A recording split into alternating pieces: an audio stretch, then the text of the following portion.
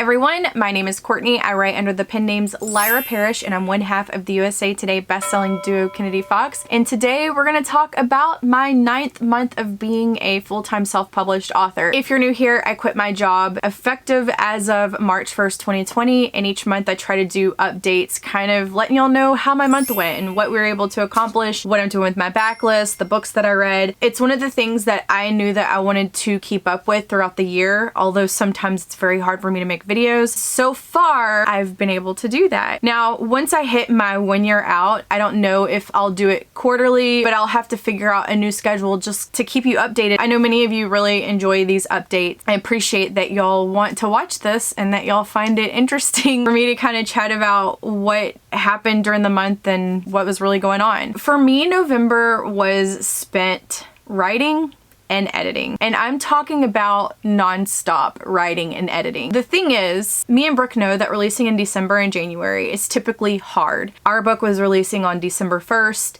and we had to have the final copy uploaded on Apple. I think it was like 2 or 3 weeks before the book actually went live. Typically, it's about 7 to 10 days. During the holidays, it takes a little while to aggregate through the system. That was the first thing that really kind of like threw us off. We should have expected it. We know that it's like that in January. And I guess we didn't realize that that's also the case for December because we haven't released in December since 2016. So it's been a little while. We typically skip December. For a long time, we were releasing in January, but we found that the way that they want you to upload with the 2 weeks or 3 weeks or whatever it is beforehand causes additional stress that neither of us need. So we've been skipping January for the last 2 years. I think December will now go on that list of months not to publish just because your deadlines are really pushed up. When you're ahead of schedule and you're not writing release to release, it's not that big of a deal, but it's 2020. We didn't get ahead like we wanted to, and so we were right on deadline with this book. And it was just overly stressful to the point where I don't ever want to go through that again. Amazon, I think, required us to upload it 5 days in advance before release, and then Apple was 2 to 3 weeks in advance. Barnes & Noble and Kobo, I think we uploaded those at the same time that we did Amazon. At the beginning of November, I was writing a lot. I didn't want to get behind. I knew that the holidays were coming. I was aware of how quickly Apple needed it. And so I was pushing really hard to get the book written. We had to give our editor time to edit it. On top of all these deadlines, our book was not very long. I think it ended up being between 70 and 75,000 words. And it was just, I can write very fast, but it takes me forever to edit.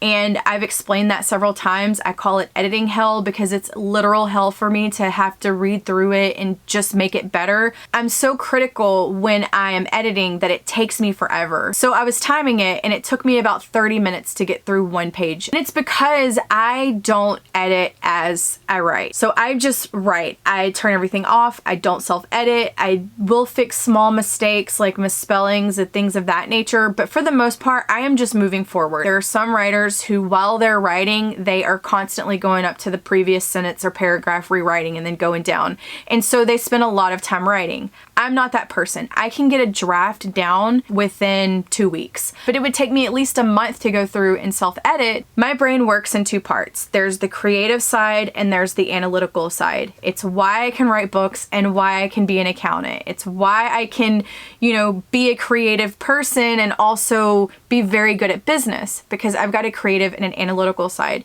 Typically, authors are just very creative and they don't want to deal with the business side, or there's people who's very good at the business, but they're not that creative. And so for me, I am just being completely creative when I write, and then when I edit, I'm being very analytical. The word anal is in the word analytical if you were to spell it out, and that's how I am. I spend a lot of time in the editing phase. Even if I took the time to edit as I wrote, I would still edit just as hard as I do after the fact. We got behind on our deadline. It was to the point where I was at my max level of being stressed out. And I look back at that and I don't ever want to do that again. Every Thanksgiving, Christmas Day, New Year's Eve, New Year's Day, I don't work. It's one of the things that I just don't do. And I can tell you on Thanksgiving, after we cooked and I delivered my mother a plate of food, I was working until I went to bed. Next year, I'm really gonna focus on being kinder to myself and setting healthy boundaries. It's not healthy to be so obsessive about your career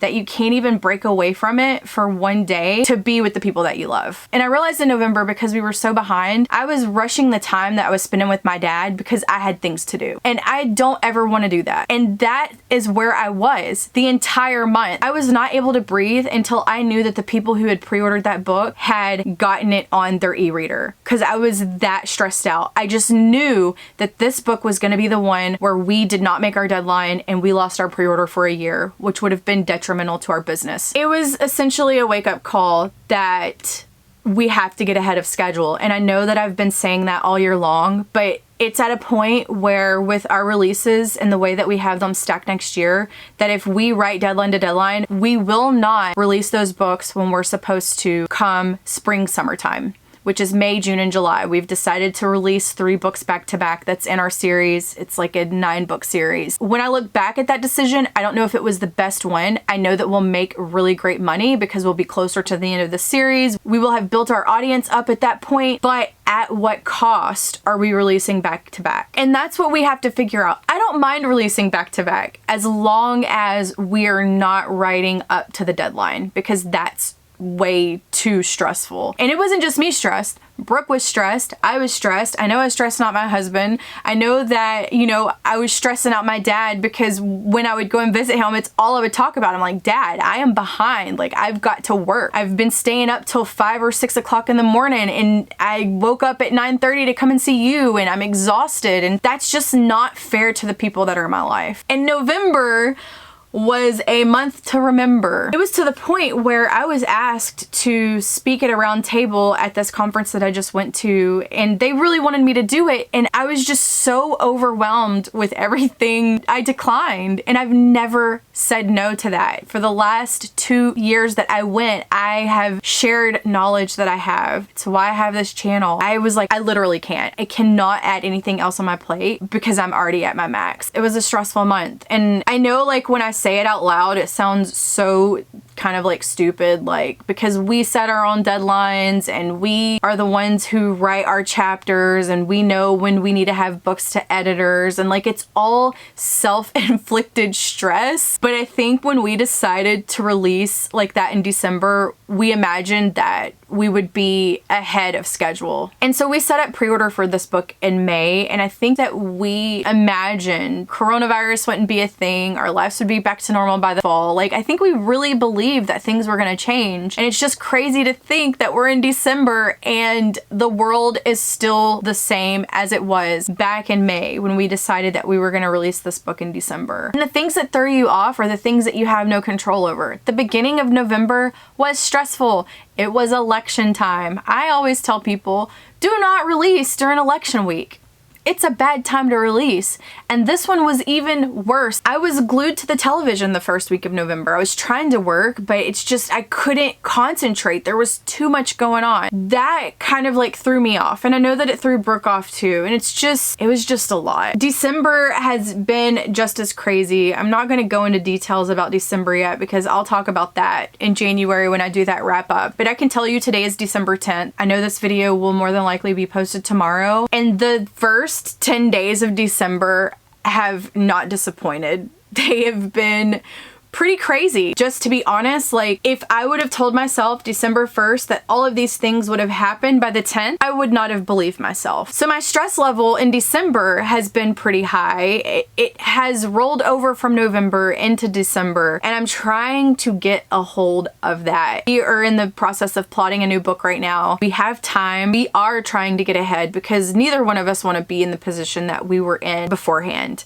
We have never uploaded a book on Amazon 15 minutes before the upload closes, and that happened. And I am not type A. I tell people that all the time. You can tell by my office, my bookshelves that throw a bunch of people off because they're so messy. But I'm very particular when it comes to things like, I've said that I would do this, I'm gonna do that. I don't wanna promise something and then not meet that. And for us to upload a book 15 minutes before the timer runs down and you can no longer upload, that's way too close for comfort. We're trying to avoid that in the future. And sometimes you can't. You know, sometimes things happen. Sometimes your family gets sick. Sometimes an election happens and it's absolutely crazy. Sometimes, you know, 2020 and there's a pandemic and all these other things. And I don't think that we took any of that into account when we made this deadline for December. But lesson learned. I don't ever want to release in December again. It was a great release. I will give y'all a rundown on that in my next month's video. I want 2021 to be amazing. I want to level up next year. And I think that me and Brooke have put some things into place in December that's really gonna allow us to do that.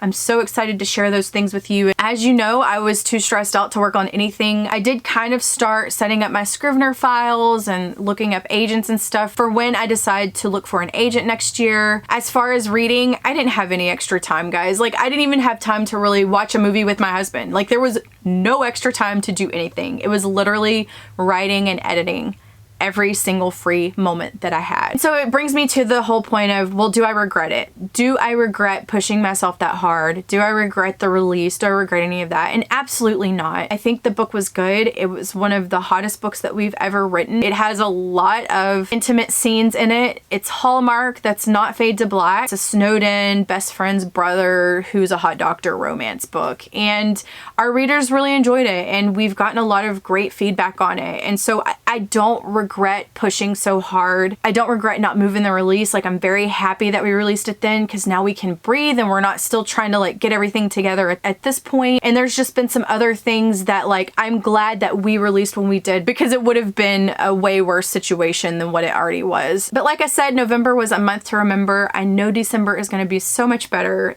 I've got a list of things to share with y'all next month, because like I said, it's only the 10th and it feels like the longest quarter of my life these last 10 days. Oh, we sold some foreign rights to 3 of our books. We had some audiobooks released, which was really cool. We'd been waiting on those since September because ACX is kind of behind right now. Our newsletter, Christmas Stories, Winter Love and Winter Heat, that was released. It was very successful in November. It's still going on right now, and it's really helped people grow their newsletter list.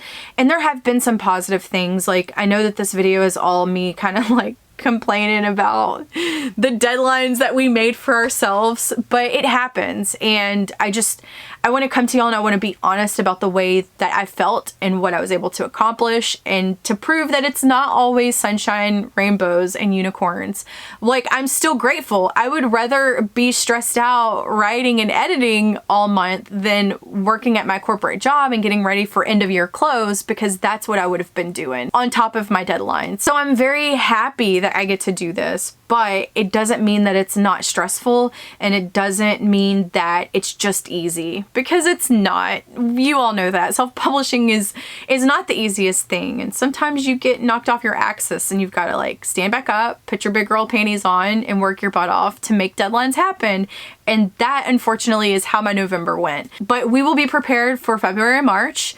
We will be prepared for May, June, and July. And then we've got a September, October, and November release. So it's very important that we get ahead now, because we are releasing a lot back to back and we don't have any spare time. I think that in 2022, we will be slowing our schedule down a little bit. Pre-orders are already set up for next year, and we are not going to cancel any of them, because bank before rank, we love having our pre-orders up, and we always set up pre-orders for our books. But I think 2022 will probably scale it back just a little bit, because we are doing other things to grow our business, to grow our brand. I'll talk about that some more in next month's video to kind of give you all a breakdown of what we've been doing in December. And trust me when I say it's a lot.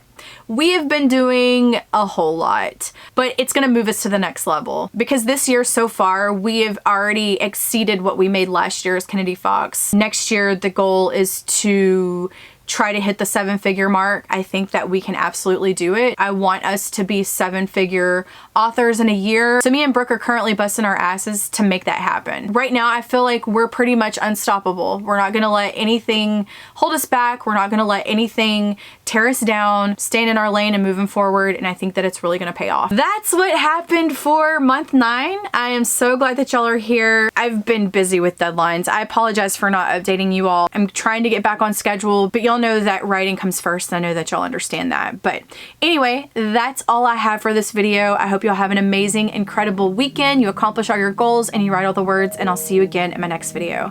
Bye guys!